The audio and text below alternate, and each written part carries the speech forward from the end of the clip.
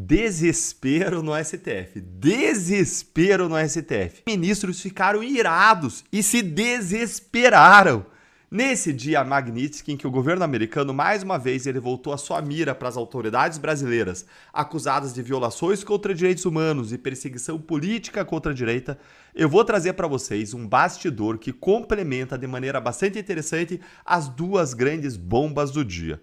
Olha aqui, gente, o que saiu. Na nota de Alexandre de Moraes, ele diz que o ato viola o direito internacional, a soberania do Brasil e a independência do judiciário. E aí diz que ele vai continuar votando, né, de forma isenta e independente. Mas a questão do viola o direito internacional, há uma violação aí? Não, não há, sim, com todo respeito e consideração, né, pelo ministro, não há uma violação, porque ele é um ato do poder executivo de um outro país, né, é um ato do poder executivo americano, e que ele pratica esse ato no uso e gozo das suas atribuições constitucionais, das suas atribuições legais, portanto, ele pode. São ações que ele pode, medidas que ele pode, e que têm efeitos dentro do território americano. Claro que, como a gente sabe, se espraiam esses efeitos, né? Mas os efeitos estão dentro do território americano. Em nenhum momento ele está tentando executar essas sanções em território brasileiro. Em nenhum momento ele está tentando passar pelo Superior Tribunal de Justiça para que o Superior Tribunal de Justiça do Brasil reconheça algum ato americano que deve ter efeitos ou que poderia ter efeitos aqui no Brasil, especificamente sobre a pessoa física do ministro e da sua esposa, de qualquer outra pessoa. Coppola, a medida é contra a esposa de Moraes. É uma medida justa ou excessiva? Pois é. Em primeiro lugar, é preciso lembrar que em diversas ocasiões, por meio de decisões monocráticas controversas, o senhor Alexandre de Moraes impôs medidas cautelares muito rigorosas contra as esposas e, por vezes, contra as filhas de investigados nos processos em que é relator. Não vi tamanha indignação do senhor José Eduardo Cardoso nesse caso. São medidas como bloqueio de contas bancárias, impossibilidade de visitas, suspensão de redes sociais e por aí vai. Ou seja, em certo sentido, Alexandre de Moraes prova do seu próprio veneno e experimenta na pele a chamada lei do retorno. Mas, saindo aqui do campo kármico, enveredando pelo aspecto jurídico da coisa, as sanções Magnitsky, pela sua natureza, se estendem a todos aqueles que fornecem apoio material a indivíduos previamente sancionados, como é o caso do ministro. Portanto, se a esposa de Alexandre de Moraes foi identificada pelas autoridades americanas como alguém que viabiliza financeiramente ou de alguma outra forma as alegadas violações aos direitos humanos perpetradas pelo ministro, segundo o entendimento do governo dos Estados Unidos, então ela se enquadra no rol de potenciais sancionados e, nesse caso, tecnicamente, não há que se falar em excesso na aplicação da lei. Eu gostaria de comentar aqui alguns trechos pensados da nota do ilustre ministro em reação a essa sanção contra a sua esposa. Aspas para o senhor Alexandre de Moraes. A lamentável aplicação da lei Magnitsky contra minha esposa não só contrasta com a história dos Estados Unidos de respeito aos direitos fundamentais, como também violenta a soberania do Brasil e a independência do judiciário. Na verdade, a lei Magnitsky serve justamente para punir autoridades estrangeiras que, eventualmente, violem direitos fundamentais, como é a liberdade de expressão, como é o devido processo legal.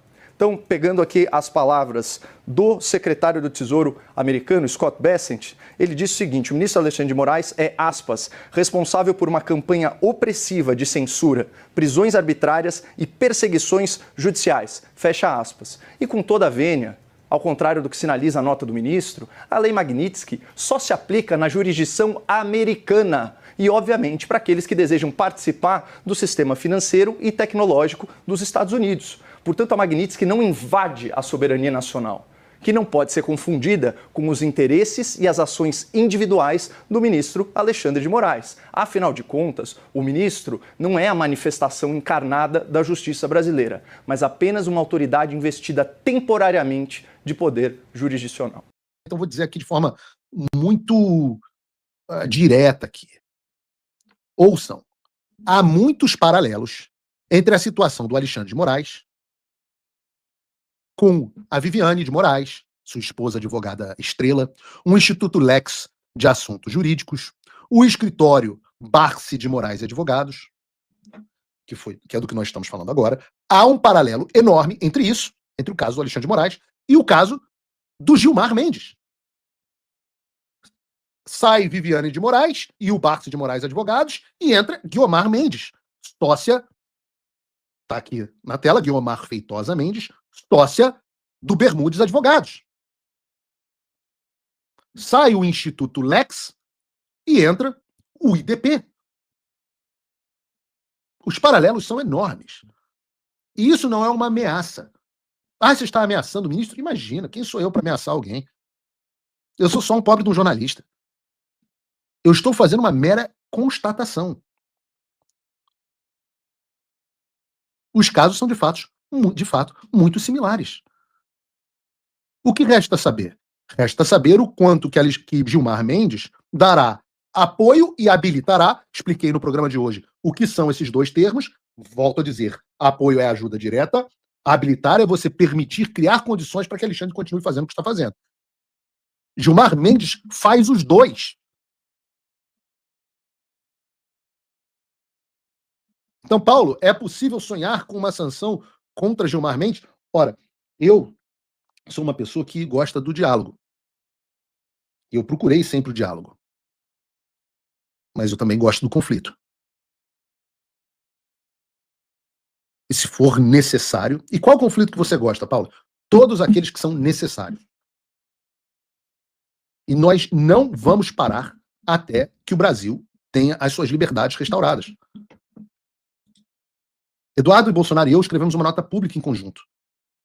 E nela nós dissemos, nós seguiremos atuando e advogando junto a parceiros internacionais para que outros apoiadores que facilitaram ou se beneficiaram das condutas sancionadas sejam gradualmente incluídos. E eu repito, o cancelamento de vistos de oficiais brasileiros, do TSE, do Judiciário e do Legislativo é um aviso inequívoco. Ninguém será poupado. Não importa o escalão ou se estavam apenas cumprindo ordens. Aqueles que persistirem em práticas que afrontam a democracia, o Estado de Direito e os direitos humanos serão responsabilizados. Alexandre de Moraes, quanto mais pressão vier do governo norte-americano, pior pode ser a condenação para o seu pai, para o ex-presidente Jair Bolsonaro? Isso não pode ser revertido dessa forma? O Alexandre de Moraes é um ser totalmente político, mas eu já sei que ele quer matar o meu pai. O Alexandre de Moraes só não mandará Bolsonaro para a Papuda se houver, né, uma influência mais forte do entorno dele. E eu não acredito nas promessas futuras do Moraes. Estou vendo nos corredores muita gente falando em acordos, deixa o Bolsonaro domiciliar até passar a eleição do ano que vem, depois vota-se uma anistia realmente ampla, geral e restrita, etc. Eu não tenho como confiar nas pessoas que em 2022, depois daquela carta do Temer, onde aparentemente o presidente Temer intermediou uma negociação entre Bolsonaro e Alexandre de Moraes, prometendo acabar com os inquéritos, e nada disso foi cumprido. Eu queria perguntar ao presidente Michel Temer se ele honra a palavra dele e se ele está disposto a cumprir aquela promessa de 2022 ou se isso de fato não existiu. E aquela carta atribuída ao Temer, até hoje nunca negada, né, é uma fake news. Então isso tudo é que está em jogo. Eu estou preparado para resistir, para ser resiliente, entendo que haverá sacrifícios, mas o que está em jogo são as próximas décadas, é o futuro do país, é o futuro das nossas crianças, e não um indivíduo ou um grupo de pessoas. O ex-presidente Jair Bolsonaro também pensa da mesma forma, de que ele pode ser punido por conta dessas sanções de Donald Trump aqui ao país? Olha, Adela, se você perguntar para qualquer pessoa que está em cativeiro, é claro que ela vai querer evitar o mal pior, a promessa de mal pior perpetrada por aquele criminoso, né? Mas o Jair Bolsonaro, o que eu vejo? Ele é uma pessoa que é refém disso tudo. Ele não está em condição de tomar uma decisão. Me causa, assim, até espanto determinados políticos que falam que, não, Bolsonaro falou isso, Bolsonaro falou aquilo. Ora, né, são pessoas que só estão esperando, né? Elas vão lá, um criminoso bota uma arma na tua cabeça e fala: você quer isso ou aquilo? Ah, não, ele quer aquilo, então vamos respeitar que a vontade dele é livre. Não, Bolsonaro já está em cativeiro, né? É difícil de você medir o quanto de liberdade que ele tem nas tomadas de decisões e sequer se essas decisões estão realmente sendo tomadas pelo presidente Jair Bolsonaro, uma vez que ele está incomunicável. Eu gostaria, Neila, de até ter, né, a real medida daquilo que pensa o presidente Bolsonaro, mas desde antes da sua condenação, eu já estou impossibilitado de vê-lo democraticamente para o bem do Brasil por uma decisão do nada imparcial Alexandre de Moraes. Aquele mesmo que falou, temos que pegar o Eduardo Bolsonaro nas matérias que o Glenn Greenwald publicou na Folha de São Paulo. O que nós estamos vendo aqui é uma chantagem. Porque, veja, o Bolsonaro não tem contato com o filho nos Estados Unidos. Não tem influência alguma sobre as negociações que estão acontecendo, envolvendo as sanções, seja contra o próprio Moraes, a esposa dele, ou qualquer outro ministro ou autoridade brasileira. E não tem celular, não tem contato com ninguém. Está proibido por uma decisão do próprio Moraes. Aí a equipe dele, ou ele próprio, faz chegar à imprensa o seguinte: olha, se essa sanção aí contra a minha esposa continuar, o Bolsonaro não vai cumprir a prisão em casa. Ah, mas acabou de ser diagnosticado com câncer. Dane-se. Ah, mas ele teve uma cirurgia. Dane-se. Ah, mas ele levou uma facada e ainda tem consequências, aderências intestinais. Dane-se. Ah, mas recentemente teve um quadro de pré-síncope, queda de pressão, quase entrou em choque hipovolêmico. Dane-se. A minha esposa precisa ser salva. Ou ele vai pra cadeia, independentemente da saúde dele. Isso é chantagem. E aí alguém poderia dizer, não. Mas como você sabe que foi o próprio Moraes que disse? Como você sabe que foi a equipe dele? Porque toda vez que alguma notícia é vazada para a imprensa e que incomoda Alexandre de Moraes, ou que não sai da equipe dele, ele desmente imediatamente. Basta você olhar a semana passada. Semana passada saiu a seguinte notícia, ou no Globo ou na Folha, dizendo há um acordo com o STF para que não haja anistia, mas haja a PEC da dosimetria. Quase que instantaneamente vem uma nota, desce uma nota de Alexandre de Moraes, do próprio, não era nem do STF, do próprio Alexandre de Moraes. Não faço negociação, não estou articulando, não recebi ninguém, a notícia é falsa. Houve um desmentido dessa? Houve um desmentido do gabinete de Alexandre de Moraes de que não, eu não estou ameaçando jogar Bolsonaro na cadeia por causa da minha esposa. Houve uma nota de Alexandre de Moraes dizendo, não, eu não estou colocando em risco a saúde de um homem de 70 anos com câncer, operado recentemente, para salvar a minha esposa. Não, eu não estou fazendo isso. Não houve uma linha, porque está sendo passado um recado. E o recado é, utilizaremos o Poder Judiciário, utilizaremos os processos que temos no STF como uma arma para nos protegermos das sanções. Isso não é justiça. Isso é vingança. Professor, tem dosimetria aqui? Tem? Paulinho, então o que você está tratando, Paulinho? Tratando de algo que não está aqui na Constituição? Não entendi, deputado. Trate do que está aqui, ó. A anistia está aqui, deputado. Dosimetria não. E anistia? O que diz o livro? É perdão. É perdão. Não tem meio perdão. É perdão. E se não é perdão, esquece tudo. E não tem quem fez mais crime e quem fez menos crime. A anistia não se pensa nisso. Todos têm crime, não importa. É perdão, deputado. Esquece dosimetria, meu amigo. Esquece. Paulte a Constituição. E a Constituição fala de anistia. E estamos aqui com o excelentíssimo senhor Luiz Inácio Lula da Silva, lacrando, como sempre, quando vê microfone e câmeras. O dia de ontem foi marcado com o dólar caindo, a bolsa subindo, o mercado financeiro estava em festa. E eu, Renato, pergunto o seguinte, rapaz, foi por causa desse discurso aqui do Lula que o dólar caiu, a bolsa subiu? É sério mesmo, Faria Lima? Antes de dar play no vídeo do Lula, o Alfa Pobre faz o seguinte comentário. É preocupante a equiparação entre a criminalidade e quem toca o terror.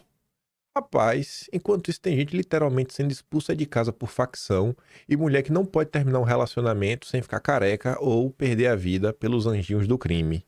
Você vê que o pessoal não gostou muito do discurso do Lula, né? O que o Lula tá falando das vítimas da sociedade? Porque criminoso ninguém é. São vítimas que precisam de todo o nosso carinho. Na América Latina e Caribe, vivemos um momento de crescente polarização e instabilidade. Manter a região como zona de paz, sempre foi e é a nossa prioridade. Somos um continente livre de armas de destruição em massa, sem conflitos étnicos ou religiosos. É preocupante a equiparação entre a criminalidade e o terrorismo. A forma mais eficaz de combater o tráfico de drogas é a cooperação para reprimir a lavagem de dinheiro e limitar o comércio de armas. Usar força letal em situações que não constituem conflitos armados equivale a executar pessoas sem julgamento. Será que Lula saiu em defesa, rapaz, das vítimas da sociedade que estavam lá nos barquinhos traficando droga e os Estados Unidos soltou um míssil, né? Basicamente isso. O Lula tá cobrando mais compliance. Temos que ter mais regras de controle do fluxo de capitais, né? Pra coibir a lavagem de dinheiro. Ah, Lulinha. Aí o Edinho fala assim, ó. Num país de verdade, o presidente da nação com o maior número de assassinatos do planeta e a público falar que é muito preocupante a equiparação entre crime e terror, cara, isso deveria dar impeachment, sabe? O cara tinha que ser até preso por uma fala absurda dessa. Não é, isso aqui não tem relação com o discurso do Lula, mas eu achei que com poucas palavras o Flávio Garage, ele conseguiu exprimir muito bem aí o que eu acho que o cidadão comum no Brasil às vezes pensa em relação ao crime. Ele fala assim, ó, eu devo viver em um mundo paralelo. Porque ontem, um homem entrou em um ônibus cheio, passou a faca em outro, por causa da camisa de time, na frente da câmera de segurança, depois saiu, como se não tivesse nada acontecido, e o povo tá aí, indo pra rua, pra manifestação contra a anistia de um monte de véia caduca. Eu acho que eu sou muito lascado mesmo, né, pra violência me afetar, mais do que a falta de democracia ou sei lá o que, né? O pessoal tá preocupado com a, sei lá, com a falta de democracia. Eu tô preocupado com a violência, o cara sendo esfaqueado. Mas ele deve ser louco mesmo, né? Ele tá muito lascado mesmo na vida, assim, pra estar preocupado com violência, porque não é algo que aflige aí os brasileiros. Mas vamos lá.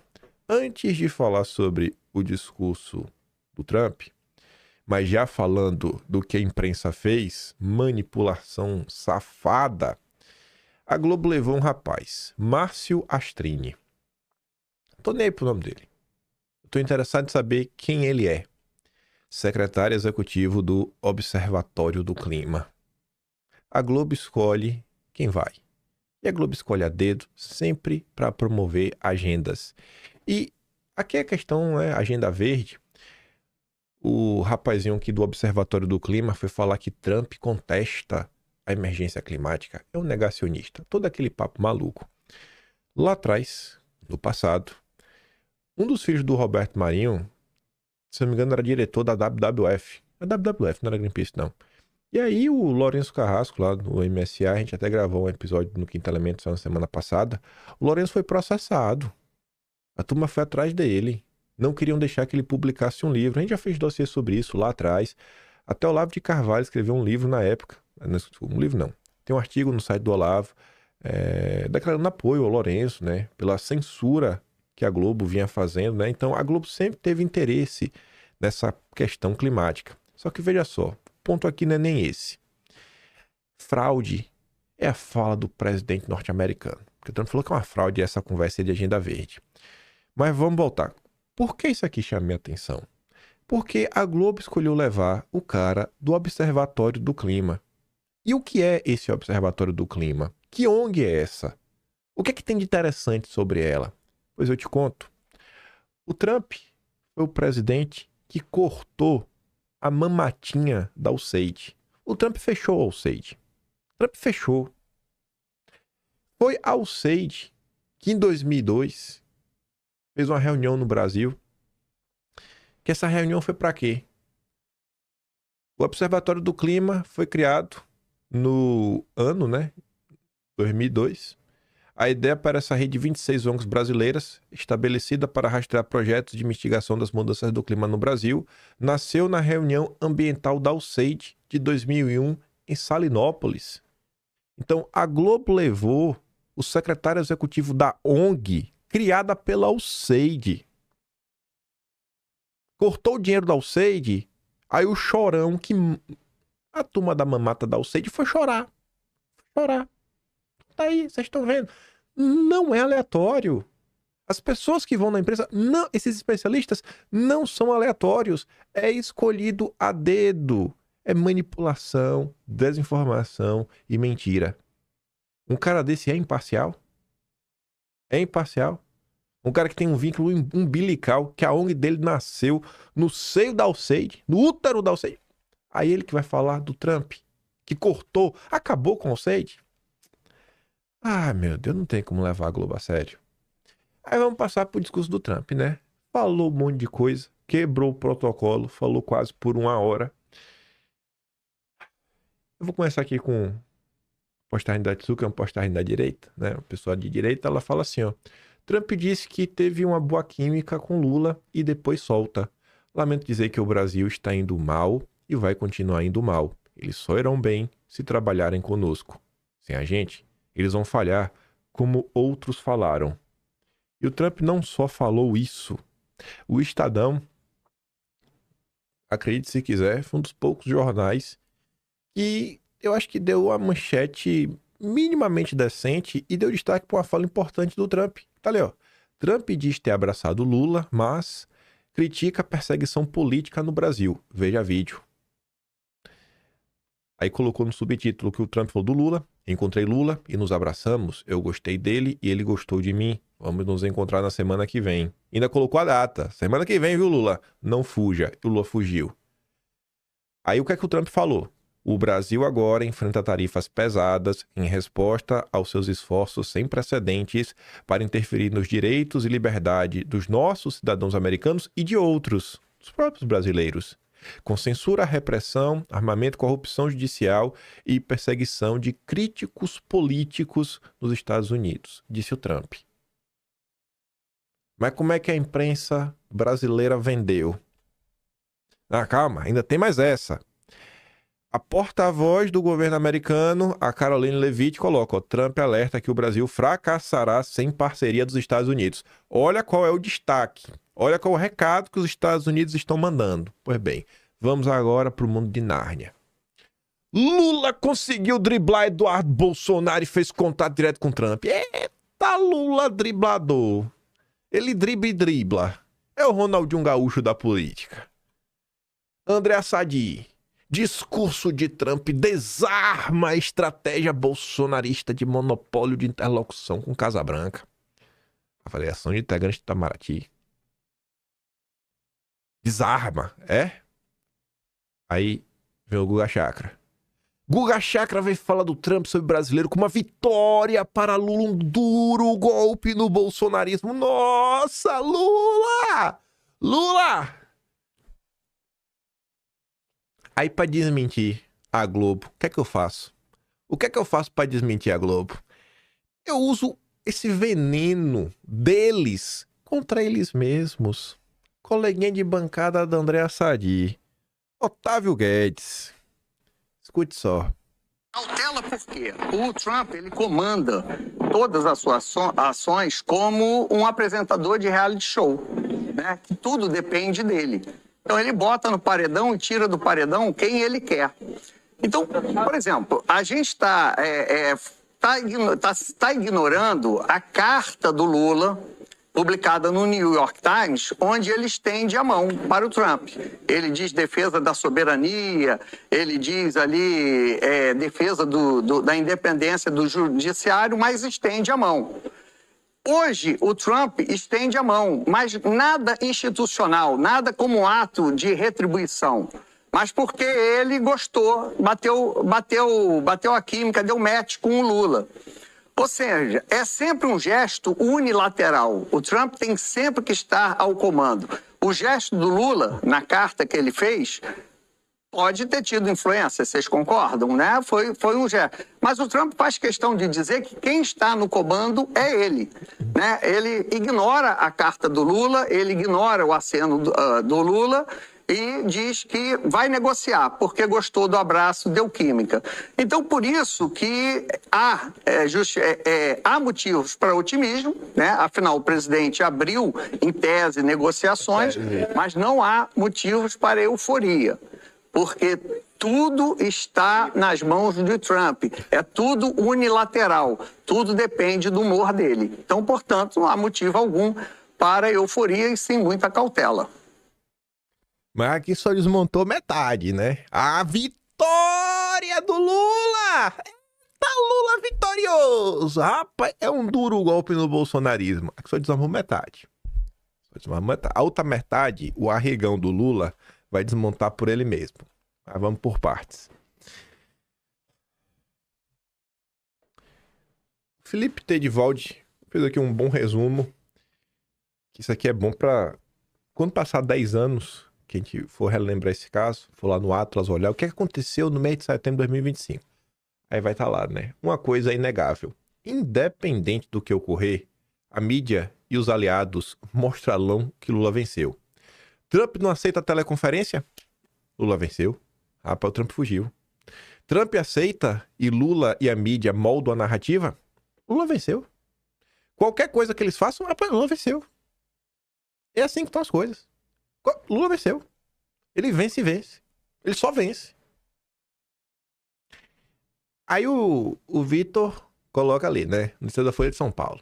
Empresários atuaram para aproximar governos e ajudaram a pavimentar seno de Trump a Lula. Pronto. Aí o pessoal acha que teve vitória. Aí já começa a aparecer os pais. Não, fui eu que falei com o Trump. Rapaz, fui eu. Eu que fiz o Trump falar pro Lula. Não fala, se não tivesse celular, vocês iam ver. Aí aparece os nomes. Gigante da Embraer, JBS. A gente vai falar sobre isso. O Vitor Zapata comenta, né? O consórcio não faz jornalismo. Promove o condicionamento do debate público. Não existe um mínimo de compromisso com a verdade ou com a descrição dos fatos. É sobre condicionar o debate e manipular a opinião pública. A mesma Folha de São Paulo publicou uma matéria, essa sim um fato, dizendo que o governo temia que Lula fosse enquadrado à moda Zelensky. Agora, esse mesmo jornal diz que foram empresários que atuaram para aproximar os governos. A verdade é que a Folha está condicionando o debate público a ignorar as sanções, as violações dos direitos humanos e a carta de Donald Trump. A ilusão que querem criar através da mentira e da manipulação é a seguinte: é possível restabelecer as relações diplomáticas entre Brasil e Estados Unidos, mesmo ferindo os direitos humanos, perseguindo bolsonaristas e ignorando a carta de Trump. A mentira que a Folha quer te fazer engolir é que Trump e o Departamento de Estado dos Estados Unidos são manipuláveis e vão ceder mesmo sem uma resolução para a crise institucional brasileira. E tá aqui, ó. A grande vitória do Lula. Venceu, abriu um canal de aula fora do Eduardo. Nossa, duro golpe no bolsonarismo. O governo brasileiro teme que conversa com Trump possa virar humilhação para Lula. A preocupação, segundo integrante do governo brasileiro, é que o diálogo não fuja do formato diplomático estabelecido. Mas veja só, né? Matéria da Júlia Saíbe, das 4h24 da tarde. Essa matéria também é da Júlia Saíbe, às 6h53. A mesma pessoa que diz que Lula arregou, depois volta para falar. Não, olha só, a grande vitória. A vitória da arregada foi dos empresários. A arregada do Lula também disseram aqui pelo Metrópolis. Lula é muito ocupado e encontro com Trump será virtual, diz chanceler brasileiro. Arregou. Arregou. Me diz, que vitória é essa? É um aceno. Nossa, são amigos.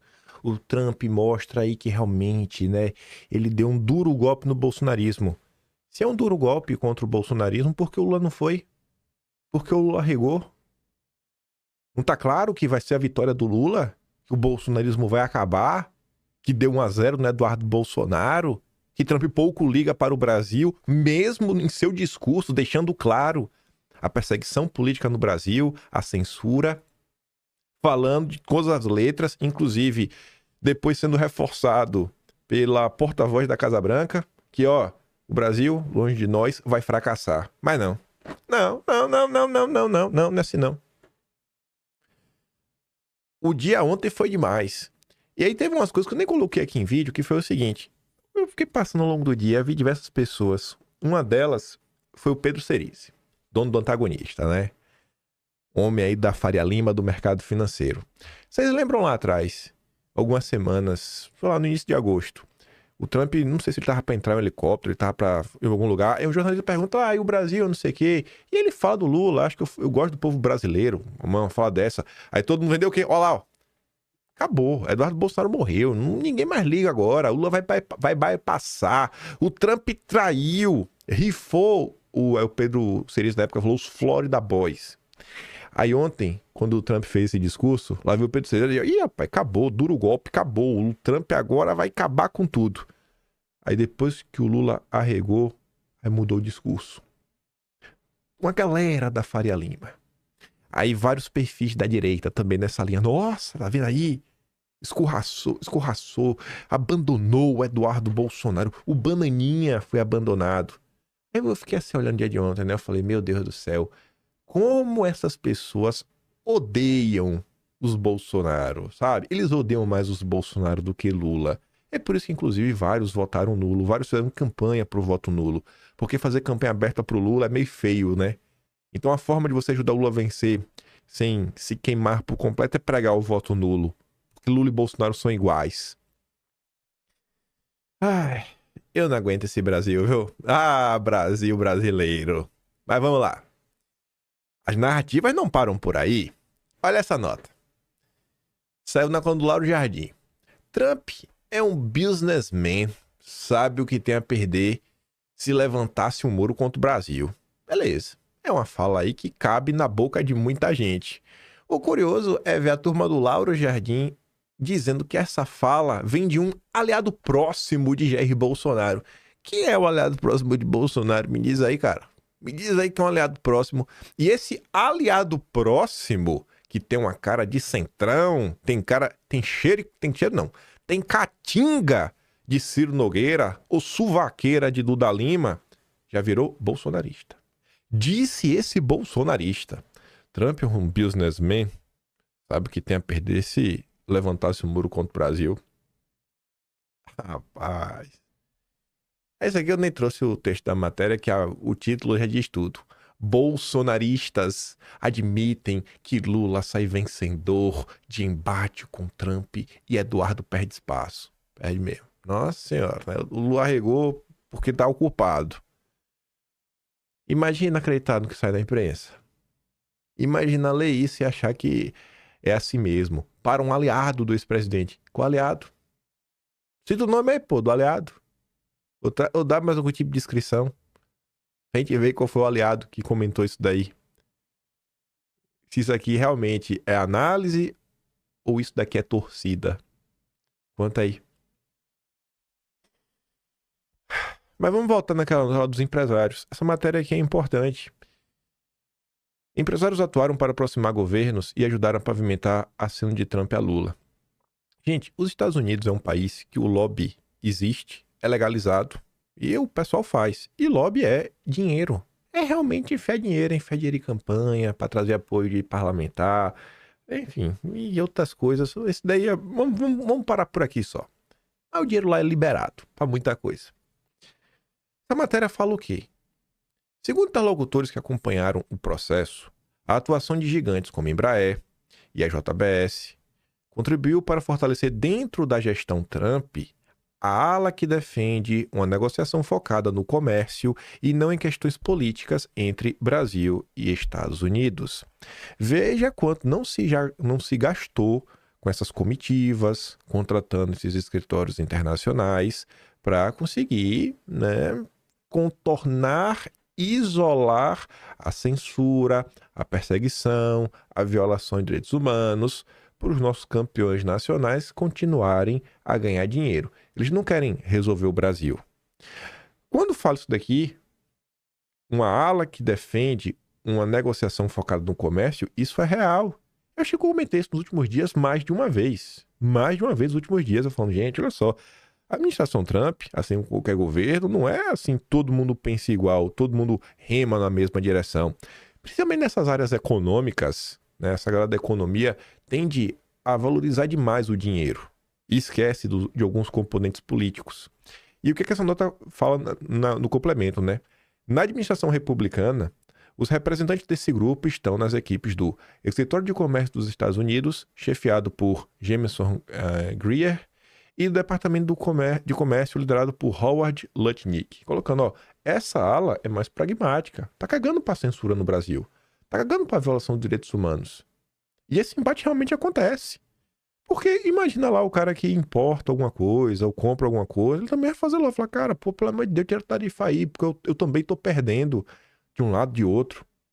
Do outro lado, e isso aqui até lembra o governo Bolsonaro, você tinha um Ministério de Relações Exteriores mais ideológico, um Ministério da Economia muito mais pragmático. Esse grupo se opõe a funcionários do Departamento de Estado e ao ex-assessor do Trump, Jason Miller, que considera o julgamento de Bolsonaro como peça central da relação bilateral e defendem uma estratégia de pressão máxima contra o Brasil. Então imagine, Eduardo Bolsonaro tá lá, na cara e na coragem, sabe? Com história para contar, basicamente isso, largado, ao lado do Paulo Figueiredo, e apenas na força do convencimento conseguiu fazer com que o pêndulo pesasse para a ala política. Para a ala que entende que a política é um aspecto importante. Do outro lado, é gente com bilhões e bilhões e bilhões de dólares em comércio, fora os milhões de dólares já investidos em lobby. E onde é que está a valorização do trabalho do Eduardo, né? As pessoas não conseguem ter a dimensão do trabalho que é. O pessoal fala, lá, Eduardo, por que não vai lá e... Por que não faz isso? Por que não faz aquilo outro? Como se você só pedir, falar, Eduardo, chega lá, bate, sabe? Nem bate. Entre sem bater. Vá lá na Casa Branca, sem marcar agenda, sem nada, entre. Dê uma banana pro segurança. Não passa, você que manda. E fala assim, ó, eu quero Magnitsky hoje e acabou. É como se fosse assim. Não tem uma burocracia estatal, não tem disputa pelo poder, não tem intrigas internas, não tem fofoca, não tem nada. E aí você volta pro Brasil, aí você vê quando acontecem algumas coisas, aí você vê um silêncio, você vê uma falta de apoio, você vê algumas coisas que acontecem, gente, no dia a dia, que eu fico falando, e acho que às vezes o pessoal acha que até pirraça. Mas não é pirraça, pô. Não é. São alguns aspectos que, às vezes, o cara que tá acompanhando a política de fora, meio de longe, não para pensar em algumas componentes, para ele é bobagem, mas não é. O trabalho e os resultados que foram apresentados são coisas, assim, inimagináveis. Tanto que a imprensa fecha a cota por muito tempo, óbvio que tem a parte da narrativa, óbvio que vão querer descredibilizar, mas porque é realmente difícil de acreditar, sabendo que os Estados Unidos é um país de lobby, sabendo que essa questão que envolve tarifas, sanções, tem impacto econômico e por todo governo essa ala mais econômica é mais pragmática, então você conseguir mover rios e terras, causar todo esse desgaste, que o governo Trump também compra um desgaste para tomar esse tipo de decisão, rapaz, é um milagre. O que Eduardo e Paulo Freire fizeram é um milagre. Milagre. E aí você vê governadorzinho democrático, não, acho que não deve ser assim, não, estou preocupado com o meu estado, como é o Cadeirudo. Aí você vê o silêncio do Romeu Zema, que quando abre a boca depois é para criticar. O Ratinho Júnior a mesma coisa. O Caiado idem. E querem herdar os espólios da direita. Estão cagando para Bolsonaro, cagando para as vítimas do 8 de janeiro. No máximo, não, eu vou dar indulto. Cara, faz alguma coisa, se move. Todos esses 4 aí são governadores de direita que querem ser presidente da República. É de lascar, pô. Eu dava de cara, abri mão de tudo. Eu abri mão, ele realmente abriu, tá? Lá de boa, na Lagoa. Podia continuar aí deputado. A gente vai falar sobre isso quando a gente fala de anistia. Vamos só continuar aqui, né? Só pra gente pegar o gancho das vitórias que o governo Lula vem colhendo. Aqui, ó. Estados Unidos estuda tirar visto do comandante do exército, o general Thomas, né? O Thomas Paiva. A medida passou a ser discutida porque, na visão do governo Trump, o general teria sido indicado ao posto por Moraes e garantiria respaldo da cúpula militar a decisões do ministro. O Departamento de Estado dos Estados Unidos mapeou um histórico de reuniões de Moraes com o Tomás. A tese levantada pela Casa Branca é que determinações do magistrado, inclusive alvejando militares foram definidas após alinhamento prévio com o comandante do Exército Brasileiro. Paulo Figueiredo, comenta sobre isso. Sobre isso, não. Comenta sobre Magnitsky. Essa história de oferecer cartão brasileiro para escapar das sanções, de dar opção para contornar os bloqueios, etc., não vai colar. Eu vou garantir que não vai colar. Eu vou garantir pessoalmente que não vai colar. Nós estamos colocando uma equipe nos Estados Unidos para garantir que os bancos e as instituições, todas as US Persons, cumpram a lei Magnitsky na risca. Na risca. Quem não fizer isso pode ter certeza que vai ser responsabilizado, pesadamente multado, sofrer as consequências civis ou criminais, como diz o próprio secretário de Tesouro dos Estados Unidos. E é importante eu falar isso. Porque algumas semanas o Alexandre de Moraes deu uma entrevista a Reuters, não sei se vocês lembram, dizendo: minha vida não mudou nada. A divisão no governo americano. O Alexandre chegou a apostar, e eu fiz essa aposta aqui. Eu devia ter pedido até pro Brunão puxar o corte. Porque eu fiz essa aposta no ar. Eu apostei aqui, se não me engano, eu apostei $100 mil com o Alexandre. Eu apostei $100 mil com o Alexandre. Ele disse que o nome dele ia ser retirado da lista do STN, da OFAC, Polícia Diplomática. Eu disse que não. Não só não seria, como seria expandido. Então, talvez ontem, a vida do pseudo-juiz, que dizia que a vida dele não tinha mudado, claro que a vida dele não mudou, não tinha mudado nada, o cara ganha, sei lá, R$40 mil no STF e usa a Patek Philippe de R$500 mil. Faz review no Vivino de vinho de 20 mil. R$40 mil é um bom salário pro padrão do Brasil, mas não suporta o estilo de vida de morar num apartamento de 25 milhões em São Paulo, ou uma casa de 10 milhões, 20 milhões, sei lá quantos milhões em Brasília. Então, por isso que a vida dele não tinha mudado. Estava usando o cartão da Viviane, estava usando o cartão do Instituto, o governo brasileiro pagava o resto das despesas dele, então a vida tinha mudado pouco. Talvez ontem tenha começado a mudar um pouco mais. Não só a vida dele, né, mas começou a mudar a vida também dos funcionários que achavam que bastavam dizer que estavam cumprindo ordem ou missão dada. Pois é, né? A galera da missão dada só estou cumprindo ordens e vendo aí seus vistos revogados. Diante aí desses ataques antidemocráticos de Eduardo Paulo Figueiredo, deputados saíram em apoio ao ministro. Com a moção. Sabe quem apresentou o pedido de moção de apoio a ele? Os deputados Alencar Castanho do PT e Rubens do PT. Isso é o PT. Isso é o PT. Ontem a Malu Gaspar comentou que o uso da Magnitsky contra a mulher de Moraes aumenta risco de Bolsonaro ir para Papuda. E o Eduardo Bolsonaro disse: as ameaças do regime não intimidam. Eles sabem disso. E o Eduardo sabe que, inclusive, isso pode ser real mesmo. Que as mídias que ele está fazendo pode dificultar ainda mais. Porque o que está acontecendo com o Bolsonaro é uma questão técnica ou uma questão política? Para tentar resolver o Brasil, o cara tá falando: não, cara, a nossa família pode sofrer. A nossa família pode sofrer, que é para tentar resolver o Brasil. Mas enquanto isso, né, a direita permitida está preocupada se a popularidade do Lula está aumentando ou diminuindo.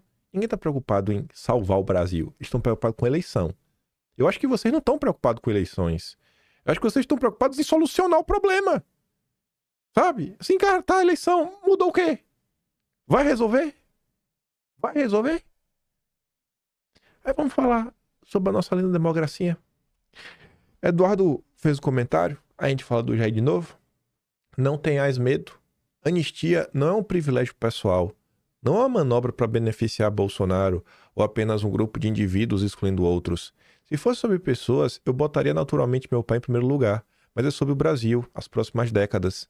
Sempre haverá sacrifícios, momentos de alta e baixa, ou aceitamos atalhos enganosos, oferecidos pelos nossos algozes, que apenas prolongam a agonia, ou temos a coragem de decidir pelo certo, que pode devolver a liberdade ao nosso povo. Eles querem que aceitemos migalhas, acreditando que é o máximo que podemos ter, mas cada concessão, cada hesitação, é um combustível para que eles se perpetuem no poder. É hora de compreender: o caminho suave é uma armadilha. O verdadeiro caminho exige sacrifício, mas conduz à liberdade. O Brasil precisa da nossa firmeza agora, da nossa coragem de enfrentar a tempestade sem ceder ao medo. Somente assim abriremos as portas de um futuro de dignidade, justiça e esperança. Fazer realmente as coisas certas. O pessoal aí tá de boa. Tá todo mundo com mandato. Quem tá para ser preso é o Jair. E mesmo assim, ela falou, cara, é momento de sacrifício. De tentar verdadeiramente resolver, encerrar a perseguição no Brasil. Encerrar o AI-6, o inquérito, né? Não dá, pô. Gente, olha tudo que a imprensa noticiou. Tudo que a imprensa vem noticiando nos últimos meses. Não era muito mais fácil ter sentado pra conversar e falar, ó, vamos ficar de boa. A gente vai parar por aqui. Querem que o Jair apoie fulano? Pronto, o Jair vai apoiar fulano. Vai ficar em presa em casa, de boa, na maciota. Manda ficar lá em Mambucaba, na praia. Sem agonia. E vida que segue. Mas não. Tá batendo na tecla. Tá, a gente não vai parar.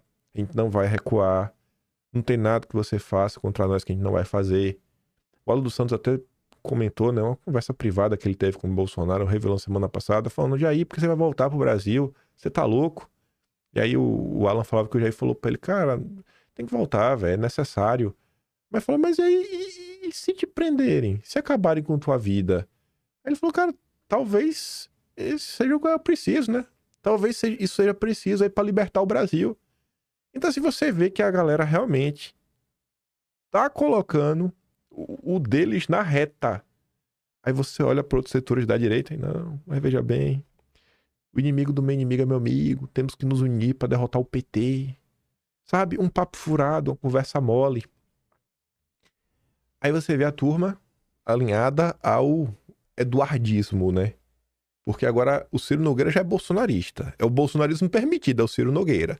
O bolsonarismo proibido é o eduardismo. Aí o Felipe Barros é dessa ala. Anistia em pauta. O plenário da Câmara foi claro. Aprovou a urgência do PL da anistia, não aprovou a urgência de nenhum PL de dosimetria. Se querem avançar com dosimetria, que coloquem em votação, que o plenário decida. Mas a vontade de 311 deputados já foi expressa pela urgência da anistia. E é isso que eu vou defender agora na reunião com o relator Paulo da Força. Chega de enrolação. O Brasil exige anistia. Isso daqui devia ser uma pauta nacional. Fizemos um dossiê histórico semana passada que fica assim, ficou claro, trouxe para vocês olharem lá o retrospecto. A luta pela anistia de 1979 não foi uma luta que se restringiu à Câmara dos Deputados. Foi uma luta nacional. O povo pedia anistia. A sociedade civil, o CNPJ, né, pediam anistia. Vereadores pediam anistia. Deputados estaduais. Houveram movimentações para criar comissões nas Assembleias Legislativas do Estado de Goiás, Santa Catarina. Isso que está no nosso dossiê. Fora pressões de governadores. Então, assim, foi um processo como um todo. E aqui? Vai deixar só na mão dos deputados e vida que segue? Aí você vê. O desgraçado Ciro Nogueira. Sempre ele. Tá lá com o Paulinho da Força. Olha pra esse daqui. A missão não é fácil. Tem pessoas que, como eu, que defendem a pessoas que defendem a anistia nenhuma.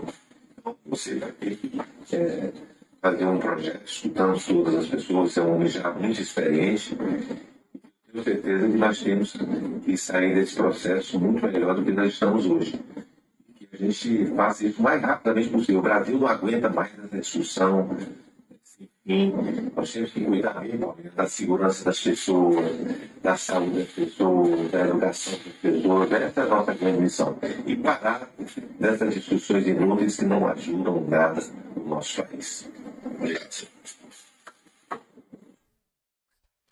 Como é que pode ser cara de pau desse jeito, gente? Ah, Paulinho, não sei o quê, blá, bibi.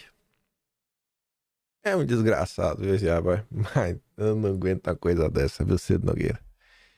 Tu defende o quê, Ciro Nogueira? Tu quer Bolsonaro preso. No dia que Bolsonaro aí apontar quem tu quer, por tu, pode até eliminar Bolsonaro, que é pra não correr o risco dele mudar de ideia. Aí tu vê, Eduardo tá falando, temos que ir pro sacrifício, temos que ir realmente pra resolver. Aí tu corta pro governador democrático Romeu Zema.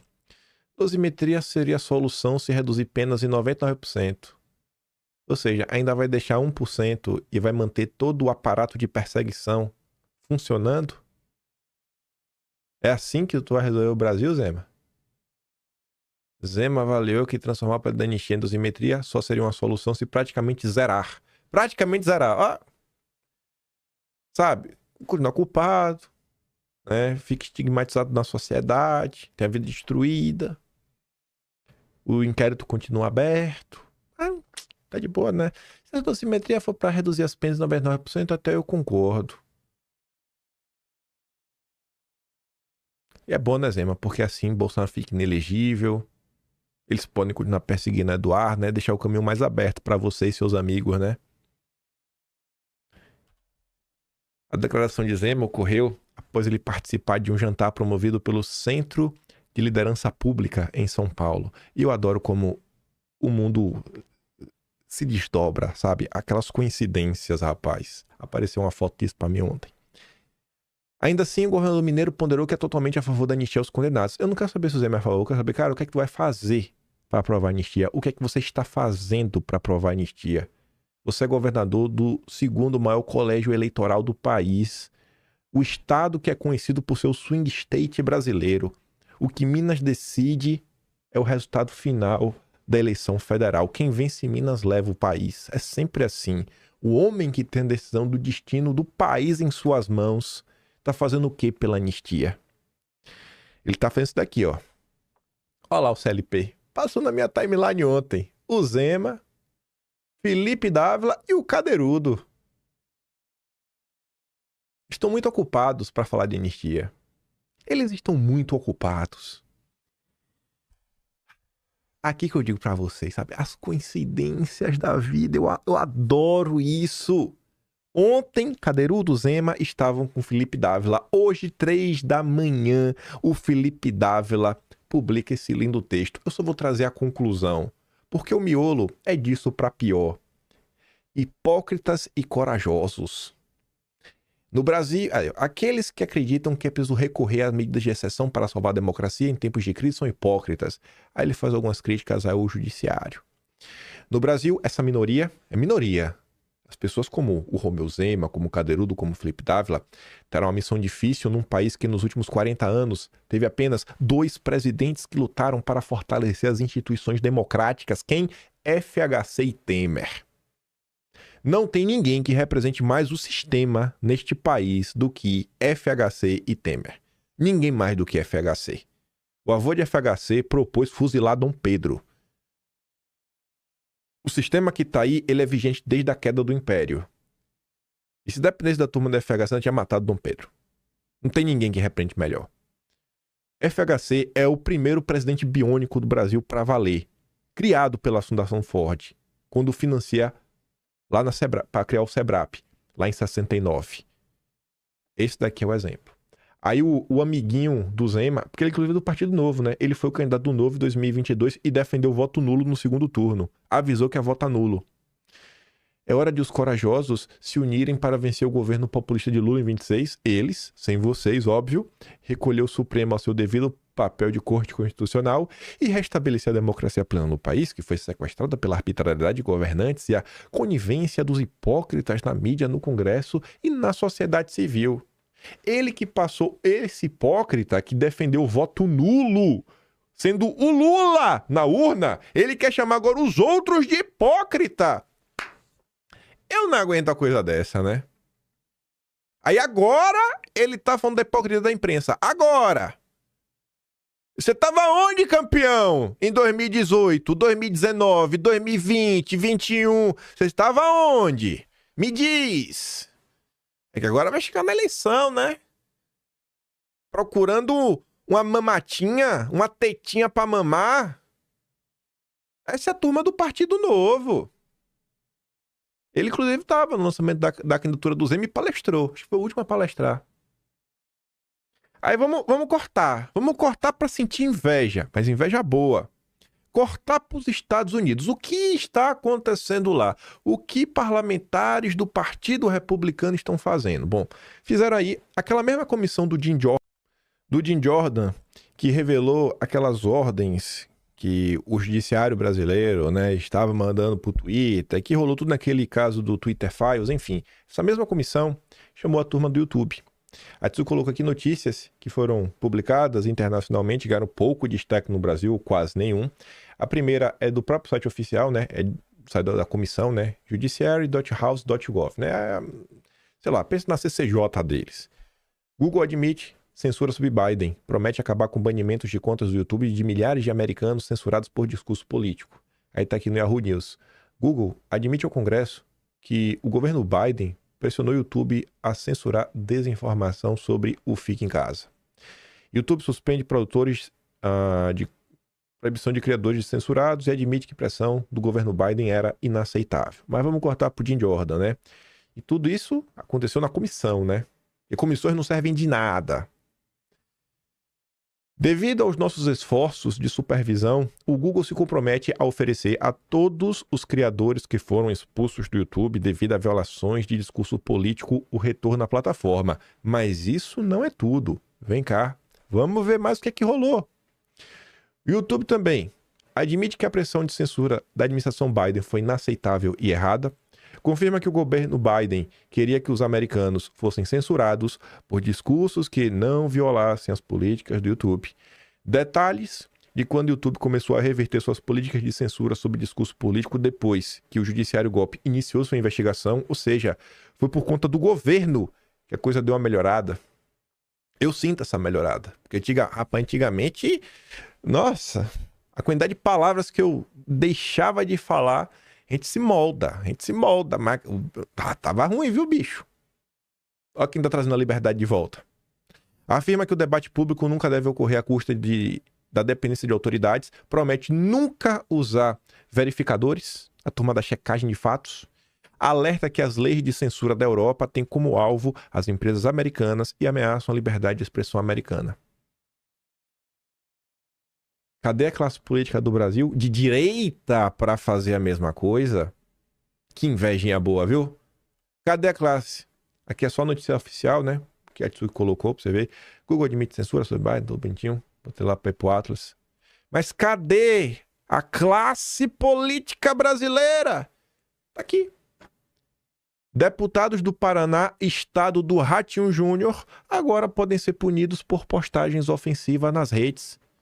Essa é a união da direita, é se unir para isso, para censurar, né? O Ratinho Júnior não consegue barrar, ou pelo menos nem se importa, não se envolve, não leva essa questão a um novo patamar de nada, mas é ser presidente do Brasil. Aí eu te pergunto, se o Ratinho Júnior for presidente do Brasil, entrou na discussão de regulação das redes, qualquer coisa, qual que vai ser a postura do Ratinho Júnior? Vocês querem no Brasil uma direita igual a que o Trump tem, que trabalha para ajudá-lo? Ou você quer uma direita Ratinho Júnior, Tarcísio, Romeu Zema, né, Ciro Nogueira, Valdemar da Costa Neto? Que direita que vocês querem no Brasil?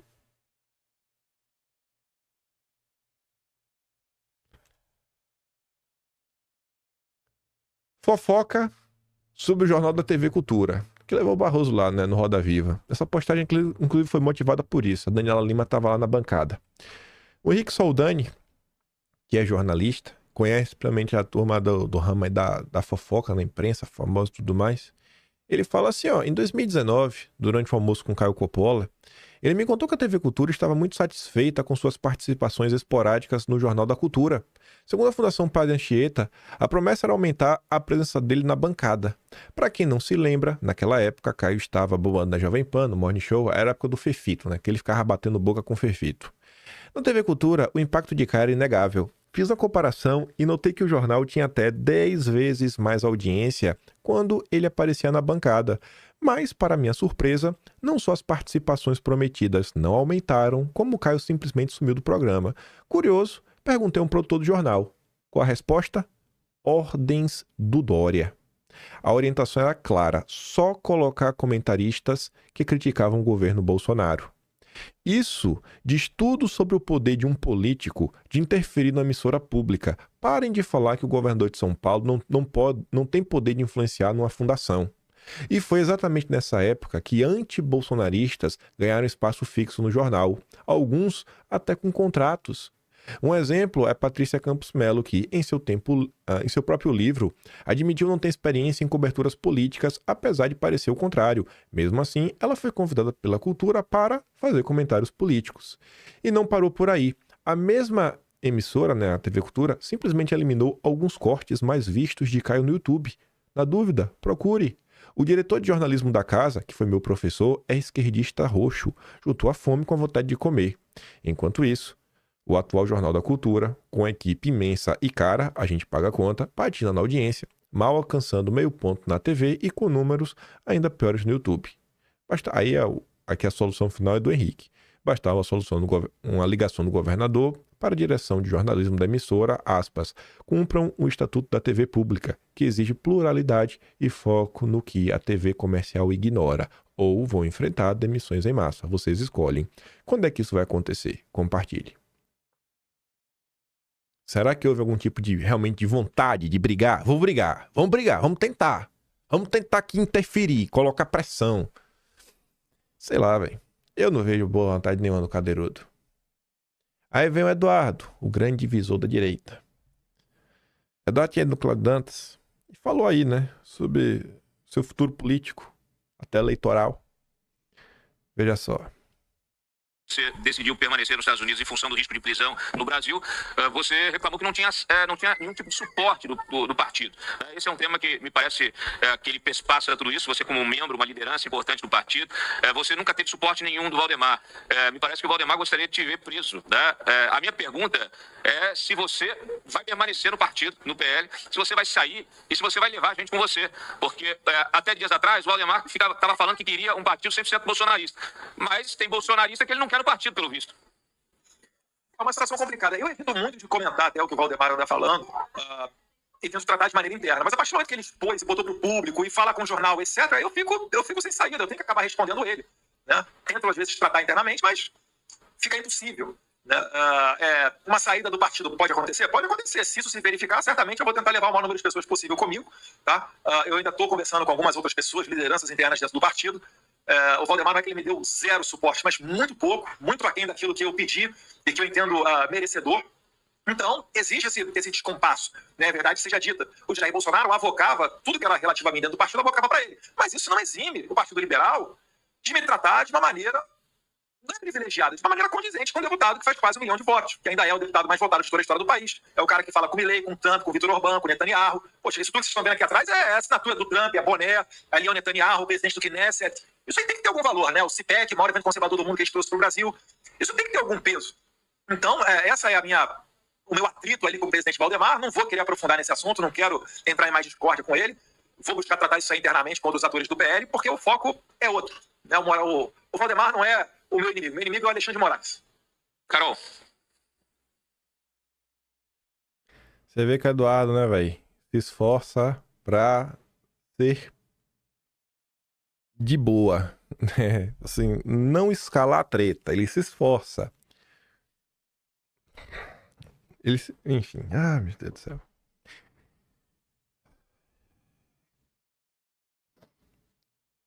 Ontem a Mônica Bergamo deve ter conversado aí com pessoas no entorno do Eduardo. Tá ali, ó. Eduardo disse que será candidato até contra Tarcísio e sem apoio de Bolsonaro. Ele tem afirmado que vai sair do PL e se filiar a um partido menor para se lançar à sucessão de Lula. O parlamentar está disposto a ser candidato, mesmo que o pai apoie o governador de São Paulo, o Tarcísio, né, para presidente, ou qualquer outro presidenciável. Ainda assim, o Eduardo vai sair. Na visão de Eduardo e de alguns de seus apoiadores, políticos do Centrão querem se apropriar do espólio de Bolsonaro e, por isso, levam a ele informações e cenários equivocados, induzindo-o a acreditar que a única saída para melhorar sua condição jurídica é apoiar um outro candidato. Será, gente? Eu não acredito nisso. Acho que aqui o Eduardo tá mentindo. Será que o Ciro Nogueira vai lá para tentar manipular, para às vezes vender um cenário que não é verdade? Será que o Ciro Nogueira faria isso? Não, não é possível, né? Será? Até agora, lideranças do Centrão imaginavam que Eduardo, embora não manifestasse a intenção de disputar a presidência, recuaria se não conseguisse o apoio do pai. Isso aqui é real. Há articulações, inclusive, por parte do Centrão, para que Bolsonaro se manifeste contra a candidatura dele, desautorizando suas movimentações nos Estados Unidos. O Centrão pediu, inclusive, pessoas aí que estão no PL.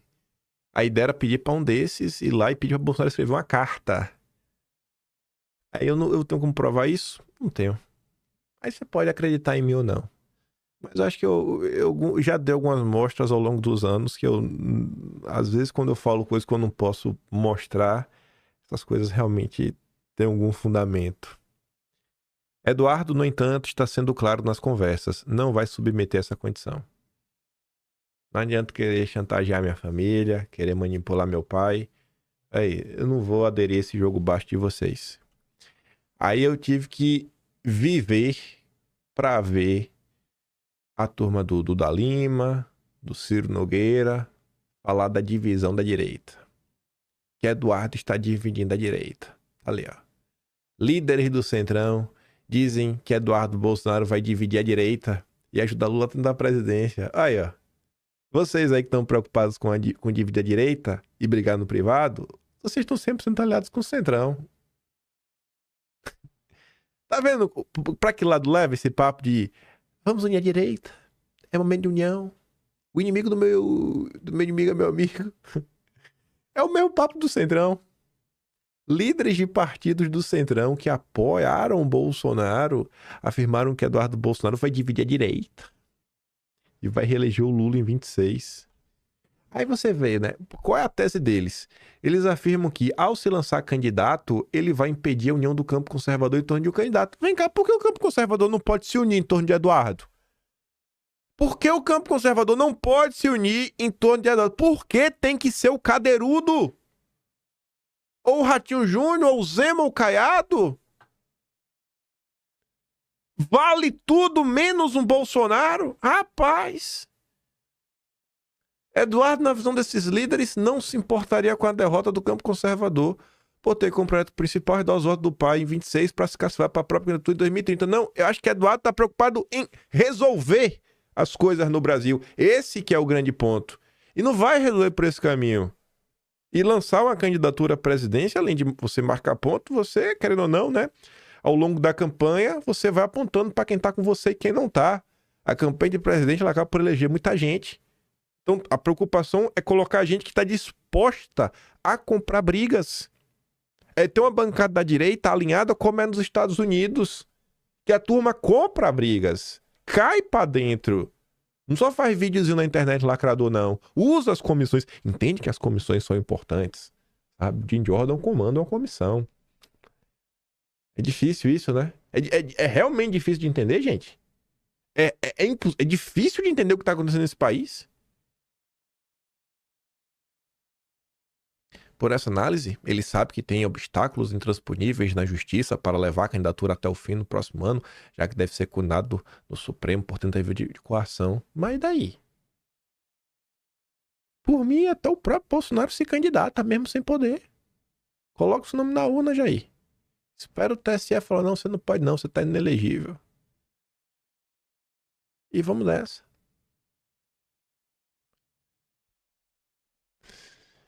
Ai. Não tá, bicho. É tanta sacanagem que acontece dia sim, dia também, dia sim, dia também, dia sim, dia também. Eu fico assim observando.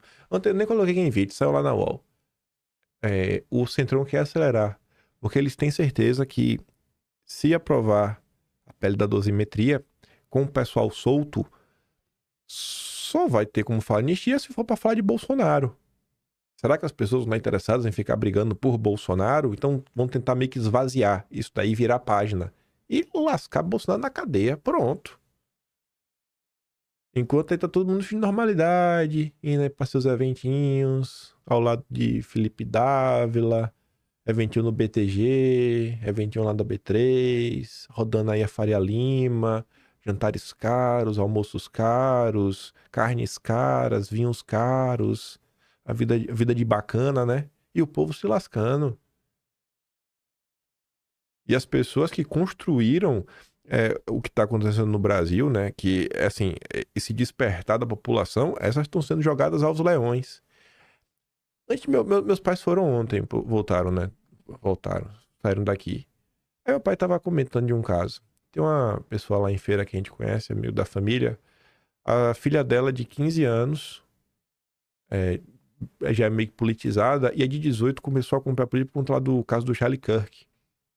E aí a gente tava comentando assim, uma vez que vocês despertam, vocês não voltam a dormir. Pra esquerda, vocês não vão mais. Aí o pai tava comentando, cara, imagina esse povo que tá despertando agora. Se agora, aos 15 anos, essas pessoas já estão se colocando na direita, qual é que vai ser o impacto disso daqui a 10, 15, 20 anos? Essa mudança geracional. Eu sempre falei, isso eu sempre consegui escolher. Pra mim, o maior feito de Bolsonaro, sem sombra de dúvida, sempre foi esse. O despertar da população. Ninguém conseguiu fazer isso que Bolsonaro fez. Ninguém. Ninguém. O que esse cara vai fazer no longo prazo no Brasil, poucos vão lembrar. Poucos vão lembrar. Mas se depender de mim, eu não vou deixar que esqueça. Esse cara acordou o Brasil. Acordou pra toda essa patifaria que acontece dia sim, dia também, dia sim, dia também. Foi Bolsonaro. Não foi nenhum outro, foi Bolsonaro. Ele não chegou sozinho. Tiveram muitas pessoas que ajudaram bastante. O próprio Olavo de Carvalho ajuda a quebrar essa hegemonia intelectual, a apresentar ideias, teses, ajudar a formar pessoas que estão aí, sabe? Não foi Bolsonaro sozinho, mas sem Bolsonaro, bicho, não tinha. Bolsonaro conseguiu, literalmente, agregar todos esses setores. Ele forçou isso de tanta carisma e popularidade que ele tinha. E a prova disso que foi ele é que até agora tornaram ele inelegível, enfiaram ele, estão enfiando ele na cadeia. E como é que tá a direita? Tá? Cada um vai para um lado, vai para o outro. Por quê? Porque ele mantinha sob aparências, porque o pessoal era o Deltan Dallagnol, tem que descolar do Bozo sem perder o apoio dos apoiadores do Bozo. É tão difícil se descolar de Bolsonaro que o pessoal fingia, pelo menos a união mínima. Então esse cara conseguiu criar uma unidade e comprova a tese do Olavo que não existe direita, existe Bolsonaro. A unidade que existia é Bolsonaro. E aí você vê, bando de pilantra que tem aí querendo herdar o espólio de Bolsonaro. Resolver o Brasil ninguém quer. Sofreu o que Bolsonaro sofreu e sofre, ninguém quer. Só quer o bônus. Só quer a parte boa.